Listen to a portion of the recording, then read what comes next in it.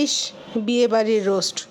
ছোটকালের ছোট চিন্তায় মনে হতো বিয়েবাড়ির রোস্ট শুধু বিয়েবাড়িতেই পাওয়া যায়, অন্য কোথাও আর পাওয়া যায় না। কিন্তু এখন বড় হয়েছি, এখন নিজেই রান্না করতে পারি বিয়েবাড়ির শাহী রোস্ট। এটা খুবই সুস্বাদু হয়, খেতে যেমন মজা তেমনি বিয়েবাড়ির ফিলিংসটাও চলে আসে। আসসালামু আলাইকুম, আমি আফরোজা। চলে আসলাম শাহী রোস্টের রেসিপি নিয়ে আমার চ্যানেল রোজাস কিচেন থেকে। তো ভিডিওটি না টেনে অবশ্যই দেখবেন এবং বিয়েবাড়ির অপেক্ষা না করে নিজেই শাহী রোস্ট রান্না করে পরিবার পরিজন নিয়ে খাবেন ভালো কোনো দিনে, ভালো কোনো সময়ে। তো আর অপেক্ষা করাবো না, চলেন শুরু করে দিই। তো আমি রোস্ট তৈরি করার জন্য সোনালী মুরগিটা নিয়েছি। আস্ত 2টা মুরগি নিয়েছি। মুরগির কোয়ার্টার পিস, এক পিস, মানে একটা মুরগি থেকে 4 পিস করে মাংস বের হয়েছে। টোটাল 8 পিস হয়েছে। একটা মুরগির ওজন ছিল 800 থেকে 900 গ্রামের মধ্যে, মানে স্ট্যান্ডার্ড সাইজ, বেশি ছোট না, স্ট্যান্ডার্ড সাইজ। এই জন্য আপনারা নিয়ে নেবেন। আমি আজকে দেখাবো 2টা মুরগির পরিমাণে দেখাবো। আপনারা ইচ্ছে করলে মশলা কম বেশি করে এর চেয়েও কম এবং এর চেয়েও বেশি রান্না করতে পারবেন। শাহী খাবার রান্না করার জন্য শাহী যে একটা মূল ইনগ্রেডিয়েন্টস থাকে সেটা হচ্ছে বেরেস্তা। বেরেস্তা ছাড়া কোনো খাবার শাহীই হয় না। এই জন্য আগে আমি রোস্ট রান্না করার জন্য কতগুলো পেঁয়াজ বেরেস্তা করে নিচ্ছি। পেঁয়াজ বেরেস্তা ছাড়া কোনো খাবারই স্বয়ংসম্পূর্ণ হয় না।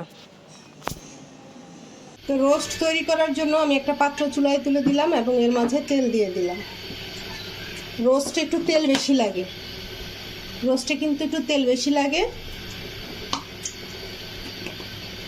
রোস্ট, রেজালা এইসব জিনিসের তেলটা একটু বেশি লাগে, কারণ এইসব জিনিসে আমরা ঝোল দিই না, যে কারণে এখানে তেলটা একটু বেশি লাগে। ঠিক আছে, আমি এখন তেলটা গরম হলে এর মাঝে দিয়ে দিব দারচিনি, 2-3টা তেজপাতা ছিঁড়ে দিয়ে দিলাম।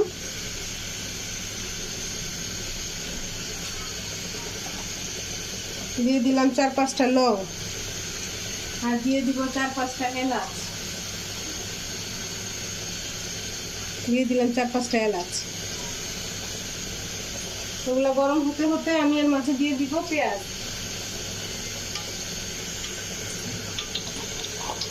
এখন আমি এর মাঝে দিয়ে দিব পেঁয়াজ।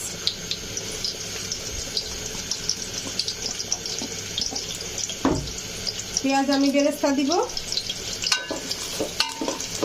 এই জন্য এখানে তেমন খুব একটা বেশি পেঁয়াজ ব্যবহার করি নাই, তারপরে দিয়েছি, ভালোই দিয়েছি। 4টা বড় বড় পেঁয়াজ কুচি দিয়েছি। আমি এটা একটু ভেজে নেব।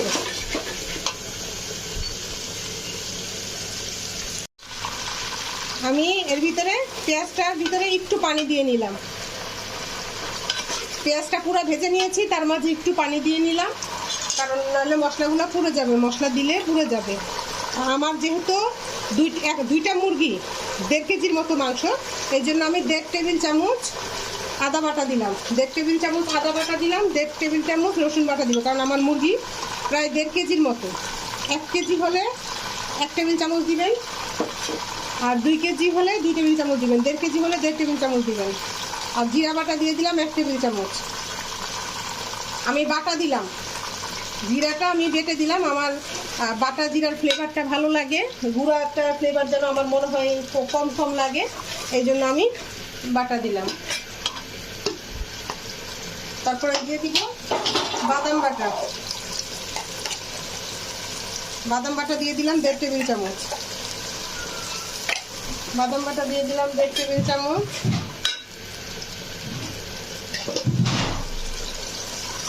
সব ভাজা হচ্ছে, এখন আমি এর ভিতরে একটু ধনিয়ার গুঁড়া দিব। ধনিয়ার গুঁড়া দিব 1.5 টেবিল চামচ, 1.5 টেবিল চামচ। এখানে আমি চিনি দিয়ে দিব 1 চা চামচের মতো, হালকা 1 চা চামচের। চিনিটা টেস্ট আনবে, এটা কোনো মিষ্টির জন্য দেয়া না, এটা টেস্ট আনার জন্য দেয়া। তারপর দিয়ে দিব আমি লাল মরিচের গুঁড়া। লাল মরিচের গুঁড়া এবং লবণ এগুলো দিবেন স্বাদ মতো, এগুলো যে যেরকম ঝাল খেতে পছন্দ করেন সেরকম দিবেন। আমি লাল মরিচের গুঁড়া দিলাম 1 চা চামচ, ভরে ভরে 1 চা চামচ দিলাম, এবং লবণও আপাতত 1 চা চামচ দিয়ে দিব উঁচা করে, পরবর্তীতে দেখে আবার দিব।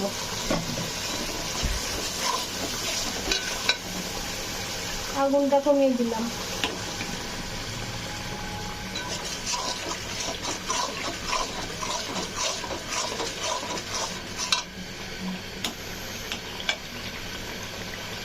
মশলাটা মোটামুটি আমার কষে আসছে। এখন আমি এর মাঝে দিয়ে দিব আমার রোস্টগুলো।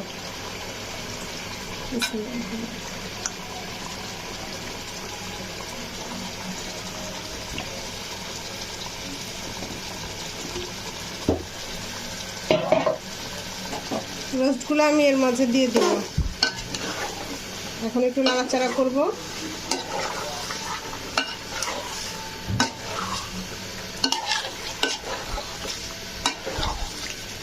হালকা একটু নাড়াচাড়া করব। তারপর আমি টক দই দিয়ে দিব হাফ কাপ। টক দই দিয়ে দিলাম হাফ কাপ।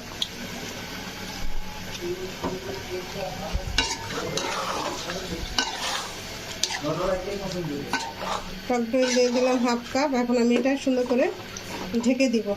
মোটামুটি মশলা দেওয়া শেষ। আমি একটু গরম মশলা দিব। গরম মশলা পাউডার দিব, শাহি গরম মশলা পাউডার, যেটা আমার চ্যানেলে দেয়া আছে। সেটা দিয়ে রোস্ট, রেজালা, কাচ্চি, বিরিয়ানি, তারপর টিকিয়া, সকল কিছু, সকল এক মশলায় সকল রান্না করতে পারবেন। ডেসক্রিপশন বক্সে শাহি গরম মশলার রেসিপির লিঙ্ক দেওয়া থাকবে, আপনারা দেখে নেবেন। ঠিক আছে, আমি এখন এটা ঢেকে দিব। এই অবস্থাতে আমি এটা ঢেকে দিব। হতে থাকুক।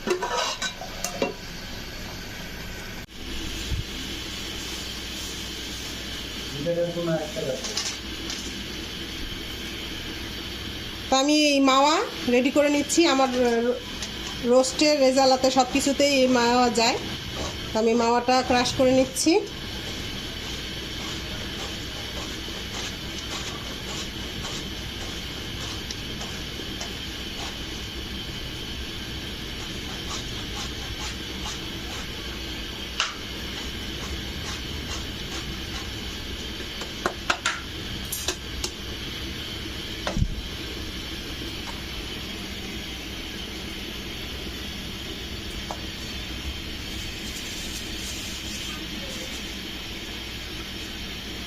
আমি মাওয়াটা ক্রাশ করে নিয়েছি।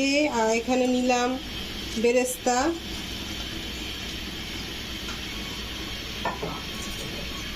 তারপরে দিয়ে দিব গুঁড়ো দুধ।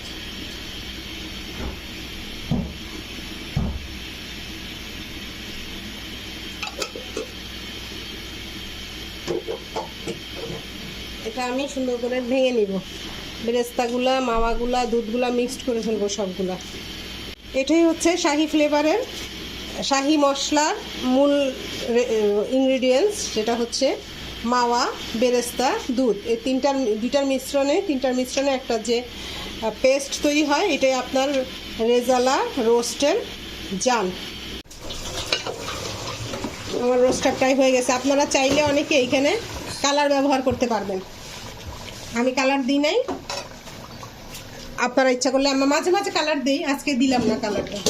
আর আমার এই যে মাওয়া, দুধ এবং বেরেস্তা দিয়ে যে একটা মশলা তৈরি করেছি, মশলাটা আমি এখন উপর দিয়ে ছিটিয়ে দিলাম। আমার রোস্ট অলমোস্ট হয়ে গেছে।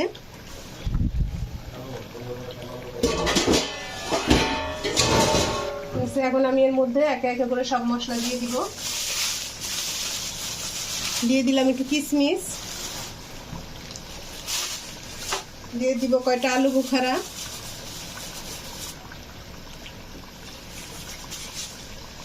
তারপর দিয়ে দিব গোলাপ জল, 1 টেবিল চামচের মতো গোলাপ জল দিয়ে দিব। 1 টেবিল চামচের মতো গোলাপ জল দিয়ে দিলাম। আর আমার যে শাহি গরম মশলা আছে, শাহি গরম মশলাটা দিয়ে দিব 1 চা চামচ। আর দিয়ে দিলাম কাঁচা মরিচ।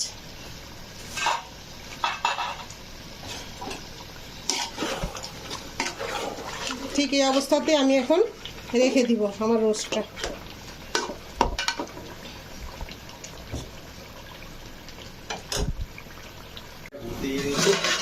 আমার রোস্টটা হয়ে গেছে।